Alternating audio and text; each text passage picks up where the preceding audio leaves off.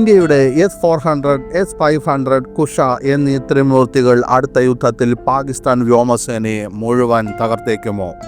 ദക്ഷിണേഷ്യയിലെ പിരിമുറുക്കമുള്ള തന്ത്രപ്രധാനമായ ഭൂപ്രകൃതിയിൽ ഇന്ത്യയും പാകിസ്ഥാനും തമ്മിലുള്ള ഭാവിയിലെ ഏതൊരു സംഘർഷത്തിലും വിജയത്തിലേക്കുള്ള താക്കോലായി ആകാശ നിയന്ത്രണം കണക്കാക്കപ്പെടുന്നു. പ്രതിരോധ വിശകലന വിദഗ്ധരുടെ അഭിപ്രായത്തിൽ ഇന്ത്യ അതിവേഗം ഒരു ബഹുതല വ്യോമ പ്രതിരോധ കവചം വികസിപ്പിച്ചുകൊണ്ടിരിക്കുകയാണ്. ഇത് അടിസ്ഥാനപരമായി അധികാര സന്തുലിതാവസ്ഥയെ മാറ്റും. പ്രവർത്തനക്ഷമമായ S-400, വരാനിരിക്കുന്ന S-500, തദ്ദേശീയ എയർ ഡിഫൻസ് സിസ്റ്റമായ കുഷ മിസൈൽ സംവിധാനം എന്നിവ ഉൾക്കൊള്ളുന്ന ഈ അതിബൃഹത്തായ ശക്തമായ കവചം പാകിസ്ഥാൻ വ്യോമസേനയെ കർശനമായി നിയന്ത്രിക്കുകയും ആക്രമണ പ്രവർത്തനങ്ങൾ നടത്താനുള്ള പാകിസ്ഥാന്റെ കഴിവിനെ നിർവീര്യമാക്കുകയും ഇന്ത്യൻ വ്യോമസേന വ്യോമ ആധിപത്യം ഉറപ്പാക്കുകയും ചെയ്യും. ഈ പുതിയ പ്രതിരോധ വാസ്തുവിദ്യയുടെ അടിസ്ഥാനം റഷ്യൻ നിർമ്മിത S-400 ട്രയംഫ് സിസ്റ്റമാണ്. 2018 ഒപ്പുവെച്ച $5.4 ബില്യൺ കരാറിന്റെ ഭാഗമായി 2021 ഇന്ത്യ വാങ്ങിയ 5 റെജിമെന്റുകളിൽ ആദ്യത്തേത് ഉൾപ്പെടുത്താൻ തുടങ്ങി. ശത്രു പോരാളികൾ ഡ്രോണുകൾ മുതൽ ക്രൂയിസ് ബാലിസ്റ്റിക് മിസൈൽ വരെയുള്ള വിവിധ വ്യോമ ലക്ഷ്യങ്ങളെ 400 കിലോമീറ്റർ വരെ ദൂരത്തിൽ നിന്ന് നശിപ്പിക്കാൻ രൂപകൽപ്പന ചെയ്ത ഒരു വൈവിധ്യമാർന്ന ആയുധ ശൃംഖലയാണ് S-400. ഇതിൻ്റെ ശക്തമായ റഡാർ സ്യൂട്ടിന് ഒരേ സമയം 100 കണക്കിന് വായുവിലെ വസ്തുക്കളെ ട്രാക്ക് ചെയ്യാൻ കഴിയും. ഇതൊരു S-400 യൂണിറ്റിന് ഡസൻ കണക്കിന് ഭീഷണികളെ ഒരേ സമയം നേരിടാൻ സഹായിക്കുന്നു. ഇത് ഏതൊരു വ്യോമസേനയ്ക്കും ഒരു ശക്തമായ വെല്ലുവിളിയായി മാറുന്നു.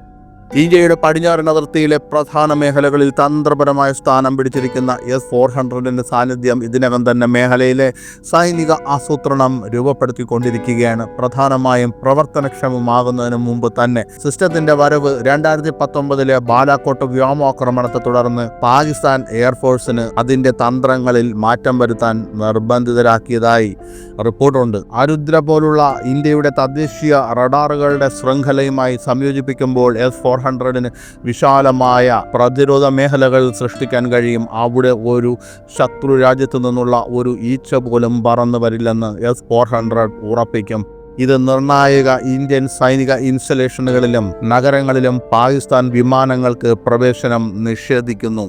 പാകിസ്ഥാൻ വിമാനങ്ങളെ തുരത്തിക്കളയും, പുകച്ചുകളയും. അമേരിക്കൻ F-16 വിമാനങ്ങൾ, ചൈനീസ് JF-17 വിമാനങ്ങൾ, ഫ്രഞ്ച് മിറാഷ് വിമാനങ്ങൾ എന്നിവയുടെ ഒരു കൂട്ടം പ്രവർത്തിക്കുന്ന പാകിസ്ഥാൻ വ്യോമസേനയെ സംബന്ധിച്ചിടത്തോളം S-400 ഒരു നിർണായക വെല്ലുവിളി ഉയർത്തുന്നു.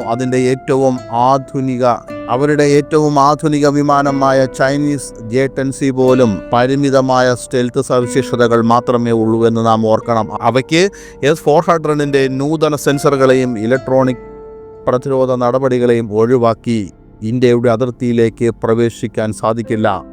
ഇത് പാകിസ്ഥാൻ എയർഫോഴ്സിനെ ഒരു ദുഷ്കരമായ അവസ്ഥയിലേക്ക് തള്ളിവിടുന്നു. ഇന്ത്യൻ വ്യോമാതിർത്തിയിലേക്ക് നുഴഞ്ഞു കയറാനുള്ള ഏതൊരു ശ്രമവും ദീർഘദൂരങ്ങളിൽ നിന്ന് കണ്ടെത്തി ഇടപെടാനുള്ള സാധ്യത നടത്തേണ്ടി വരും. പൈലറ്റുമാരെ ഫലപ്രദമല്ലാത്ത സ്റ്റാൻഡ് ഓഫ് ആക്രമണങ്ങളെ ആശ്രയിക്കാനോ വളരെ ഉയർന്ന അപകട സാധ്യതയുള്ള ദൗത്യങ്ങൾ ഏറ്റെടുക്കാനോ ഇത് നിർബന്ധിതരാക്കും. ഭാവിയിലേക്ക് നോക്കുമ്പോൾ റഷ്യയിൽ നിന്ന് അടുത്ത തലമുറ S-400 പ്രോമിത്യൂസ് സിസ്റ്റം സ്വന്തമാക്കുന്നതിൽ ഇന്ത്യ ശക്തമായ താൽപ്പര്യം പ്രകടിപ്പിച്ചിട്ടുണ്ട്. ഉന്നതതല ചർച്ചകൾ നടക്കുന്നതായി റിപ്പോർട്ടുണ്ട്.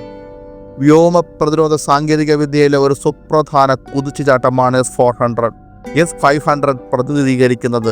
ശബ്ദത്തിന്റെ 5 ഇരട്ടി വേഗത്തിൽ സഞ്ചരിക്കുന്ന ഹൈപ്പർസോണിക് മിസൈലുകൾ, സ്റ്റെൽത്ത് വിമാനങ്ങൾ, താഴ്ന്ന ഭൂമി ഭ്രമണപഥത്തിലെ ഉപഗ്രഹങ്ങൾ എന്നിവയുൾപ്പെടെ ഏറ്റവും നൂതനമായ ഭീഷണികളെ തടയുന്നതിനായി ഇത് പ്രത്യേക രൂപകൽപ്പന ചെയ്തിരിക്കുന്നു. 600 കിലോമീറ്ററിൽ കൂടുതൽ ദൂരം സഞ്ചരിക്കുന്ന ഒരു എൻഗേജ്മെന്റ് റേഞ്ച് ഉള്ളതിനാൽ അതിൻ്റെ ഏറ്റെടുക്കൽ ഇന്ത്യക്ക് തന്ത്രപരമായ ഭീഷണികളെ നിർവീര്യമാക്കാൻ കഴിവുള്ള ഒരു ഉയർന്ന ഉയരത്തിനുള്ള കഴിവുള്ള ഒരു പ്രതിരോധ പാളി നൽകും. S-400, S-500 എന്നിവയുടെ സംയോജനം 2 തട്ടുകളുള്ള സംയോജിത കവചം സൃഷ്ടിക്കും. അത് തുളച്ചു കയറാൻ അസാധാരണമാംവിധം ബുദ്ധിമുട്ടാണ്. ഇത് പാകിസ്ഥാന്റെ വ്യോമശേഷി ആധുനികവൽക്കരണ പദ്ധതികൾക്ക് ഒരു പ്രധാന പ്രശ്നവും വെല്ലുവിളിയും സൃഷ്ടിക്കുന്നു. അതിൽ ചൈനീസ് 5ാം തലമുറ സ്റ്റെൽത്ത് ഫൈറ്ററുകളുടെ സാധ്യതയും ഉൾപ്പെടുന്നു. പാകിസ്ഥാൻ എന്തൊക്കെ സ്വന്തമാക്കിയാലും ഇന്ത്യയുടെ ഈ വ്യോമ പ്രതിരോധ സിസ്റ്റത്തെ മറികടക്കാൻ അവർക്ക് സാധിക്കില്ല എന്ന് തന്നെയാണ് ഇന്ത്യ നൽകുന്ന മുന്നറിയിപ്പ്. താഴ്ന്ന നിരീക്ഷണ ശേഷിയുള്ള വിമാനങ്ങളെ കണ്ടെത്തുന്നതിനായി രൂപകൽപ്പന ചെയ്തിരിക്കുന്ന പ്രത്യേക റഡാർ മോഡുകൾ S-500 സജ്ജീകരിച്ചിരിക്കുന്നു. ഇത് ഭാവിയിൽ ഇന്ത്യയുടെ ആകാശത്തെ അതീവ സുരക്ഷയായി നിലനിർത്തുമെന്ന് ഉറപ്പു നൽകുന്നു. റാഫേൽ, സുഹോയ് 30 MKI പോലുള്ള ഉയർന്ന മൂല്യമുള്ള വിമാനങ്ങൾ പ്രവർത്തനങ്ങൾ നടത്തുമ്പോൾ തന്നെ അവയെ സംരക്ഷിക്കാനും ഇന്ത്യയെ ഇത് അനുവദിക്കുമെന്ന് ഉറപ്പ്. ഈ റഷ്യൻ സംവിധാനങ്ങൾക്ക് പൂരകമായി തദ്ദേശീയമായി വികസിപ്പിച്ചെടുത്ത കുഷ ദീർഘദൂര ഉപരിതല വിമാന മിസൈൽ സാം ഉണ്ട്. Defence research and development organisation വികസിപ്പിച്ചെടുത്ത ഈ സംവിധാനം 350 കിലോമീറ്റർ വരെ അകലെയുള്ള ലക്ഷ്യങ്ങളെ ആക്രമിക്കാൻ രൂപകൽപ്പന ചെയ്തിരിക്കുന്നു. സ്റ്റെൽത്തി ഡ്രോണുകൾ, പാകിസ്ഥാന്റെ ബാബർ പോലുള്ള ക്രൂയിസ് മിസൈലുകൾ, എയർബോൺ മുന്നറിയിപ്പ് നിയന്ത്രണ സംവിധാനം അഥവാ അവാക്സ് വിമാനങ്ങൾ തുടങ്ങിയ സാധാരണമായ ഭീഷണികളെ നേരിടുന്നതിനാണ് കുഷ പ്രത്യേകം രൂപകൽപ്പന ചെയ്തിരിക്കുന്നത്. ഒരു ആഭ്യന്തര ഉൽപ്പന്നമായതിനാൽ തന്നെ കുഷ പദ്ധതി അന്താരാഷ്ട്ര ഉപരോധങ്ങളിൽ നിന്നും വിതരണ ശൃംഖലയിലെ തടസ്സങ്ങളിൽ നിന്നും മാറി നിൽക്കുന്നു. ഇത് ഉയർന്ന പ്രതിരോധ ശേഷിയുള്ള ഒരു വ്യോമ പ്രതിരോധ ശൃംഖല സൃഷ്ടിക്കുന്നതിന് വൻതോതിലുള്ള ഉൽപാദനത്തെ സഹായിക്കുന്നു. ഈ ത്രയ സംവിധാനങ്ങൾ ഒരുമിച്ച്, അതായത് നിലവിലെ ഭീഷണികൾക്കെതിരെയുള്ള S-400, തന്ത്രപരവും ഹൈപ്പർസോണിക് ലക്ഷ്യങ്ങൾക്കെതിരെയുമുള്ള S-500, ഇന്ത്യയുടെ തദ്ദേശീയമായ കുഷ എന്നിവ ചേരുമ്പോൾ ഇന്ത്യക്ക് അനുകൂലമായി നിർണായകമായി യുദ്ധഗതിയെ തിരിക്കാൻ കഴിയും. പ്രതിരോധ തിങ്ക് ടാങ്കുകൾ നടത്തുന്ന സൈനിക സിമുലേഷനുകൾ സൂചിപ്പിക്കുന്നത് ഒരു സാധ്യതയുള്ള സംഘടനത്തിൽ അത്തരമൊരു ശൃംഖലയ്ക്കെതിരെ പാകിസ്ഥാൻ എയർഫോഴ്സിന് യുദ്ധത്തിൻ്റെ തുടക്ക സമയത്ത് തന്നെ അനവധി നഷ്ടങ്ങൾ നേരിടേണ്ടി വരുമെന്നാണ്. ഇരു രാജ്യങ്ങളും തമ്മിലുള്ള പ്രതിരോധ ബജറ്റുകളിലെ ഗണ്യമായ വ്യത്യാസം ഫലപ്രദമായ പ്രതിരോധ നടപടികൾ വികസിപ്പിക്കുന്നതിനോ സംഭരിക്കുന്നതിനോ ഉള്ള പാകിസ്ഥാൻ്റെ കഴിവിനെ കൂടുതൽ സങ്കീർണമാക്കുന്നു. ഇത് അവരുടെ വ്യോമസേനയെ പൂർണ്ണമായും പ്രതിരോധപരമായ റോളിലേക്ക് നിർബന്ധിതരാക്കുകയും ആകാശത്തിൻ്റെ നിയന്ത്രണം ഇന്ത്യക്ക് ലഭിക്കുകയും ചെയ്യും.